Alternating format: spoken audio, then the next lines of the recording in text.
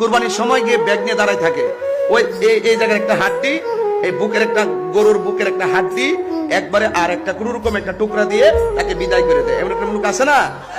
ঠিক আছে, উনি যদি জানতো মানবতা কি জিনিস, তাহলে নিজে গোশত খাওয়ার আগে ওই এতিম মিসকিন গরিবের বাড়িতে গোশতটা পাঠাই দিত। তো বিবিকে যখন উই পোকা ধরে, তার পক্ষে সব কাজ করাই সম্ভব। ও জানে না যে এই কুরবানির গোশতের উপরে, ও জানে না তার সম্পদের উপরে গরিবের হক আছে। অনেকে মনে করে আমি যদি জাকাতের টাকা দেই, আমি মনে হয় গরিবকে করুণা করলাম। তুমি এখনো ওই লাইনে পড়ো নাই, এখনো তুমি জানো না তুমি আসলে গরিবের প্রতি করুণা করছো না, বরং তোমার সম্পদের উপরে গরিবের হক আছে।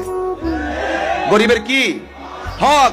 তুমি যদি গরিবকে দান করো, এতে গরিবের উপকার হয়েছে তো হয়েছে, কিন্তু তুমি আল্লাহর কাছে জবাবদিহিতা থেকে বেঁচে গেছো।